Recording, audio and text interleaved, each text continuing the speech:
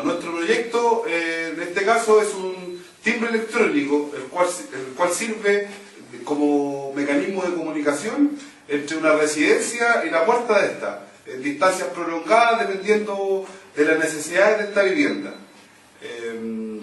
Tiene como finalidad netamente comunicar puerta y con el receptor que es el propietario de la vivienda. El objetivo de nuestro proyecto es crear un timbre electrónico comandado por dos circuitos integrados, un contador de décadas y un temporizador. Bueno, para realizar este timbre electrónico necesitamos los siguientes componentes.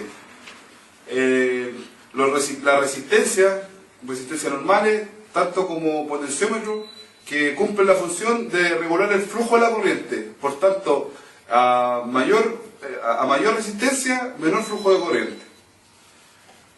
Condensadores, que en este caso son condensadores electrolíticos de distinta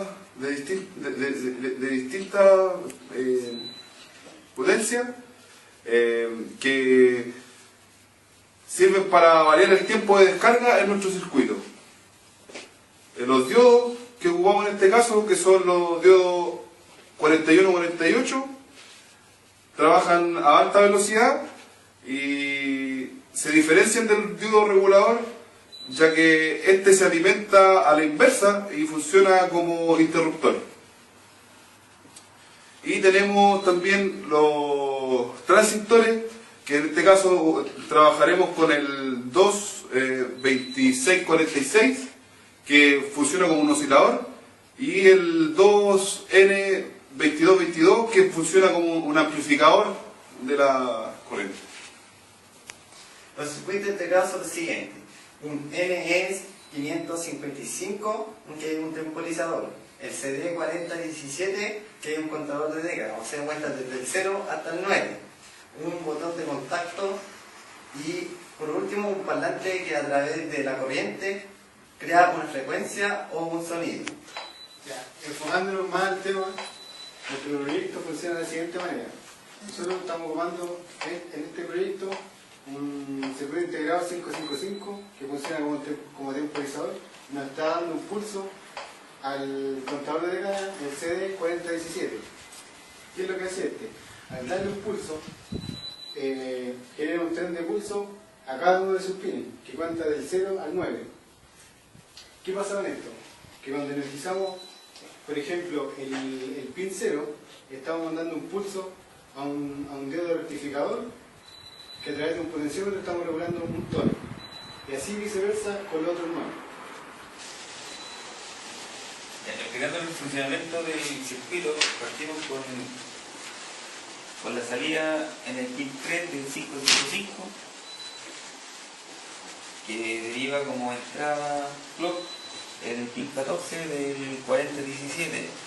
Esta señal es alternada como salida interna de 0 a 9 entre los pines 1, 7, 9 a 11. Es rectificada por los diodos y tomada con los potenciómetros. Entonces, al regular los potenciómetros a distinta escala nos dará distintos sonidos al ir desplazándose la secuencia de 0,9 del 4017 y generará distintos sonidos en el parlante.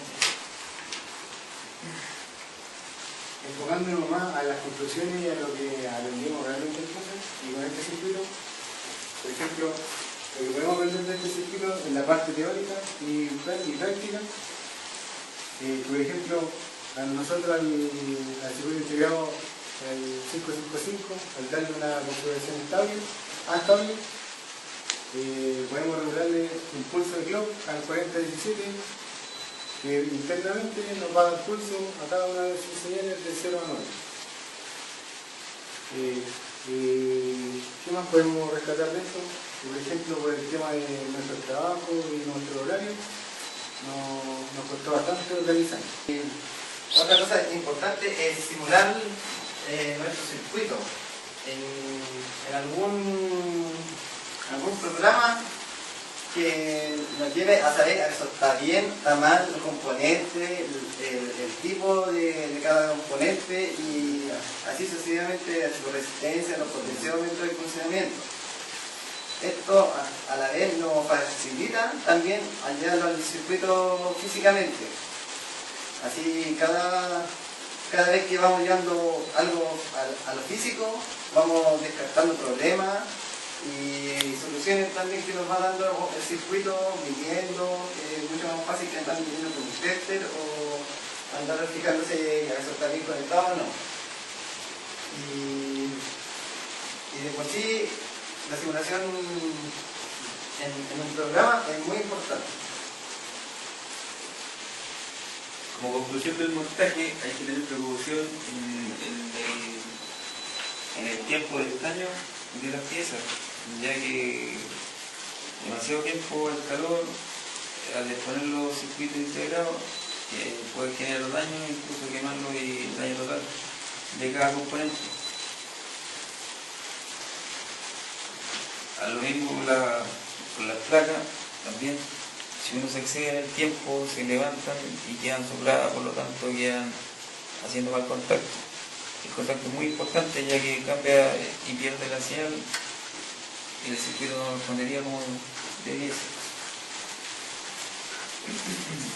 Tuvimos problemas para encontrar algunas piezas y algunos componentes ya que no encontraron los mismos calibres que se pedían, pero fueron reemplazados por otros similares. Y el funcionamiento no cambió.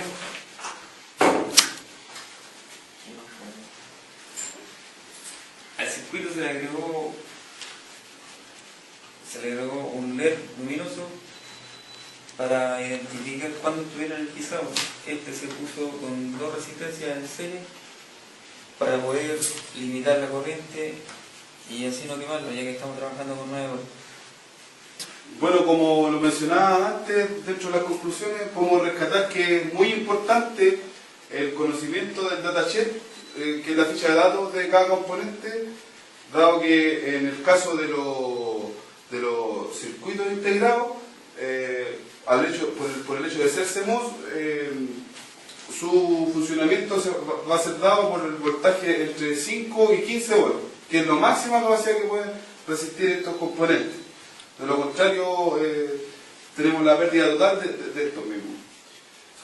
Entonces, dado a la inexperticia de lo que es el conocimiento técnico de la materia, se generó la controversia en cuanto a lo que es el circuito en sí y en cómo posicionar estos elementos. Entonces se genera de esta forma un debate dentro del grupo con relación a la materia. Y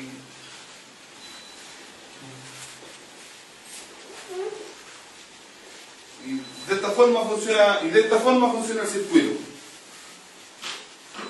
Como lo decía anteriormente Felipe, al circuito le ingresamos un diodo LED para identificar que está energizado, y en el pulsador que podemos ver acá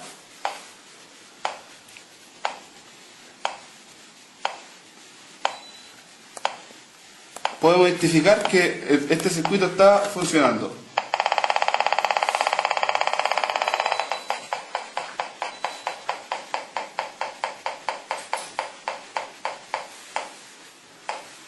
¿Ya? Y con esto damos terminado nuestro proyecto de timbre electrónico para el ramo de electrónica digital.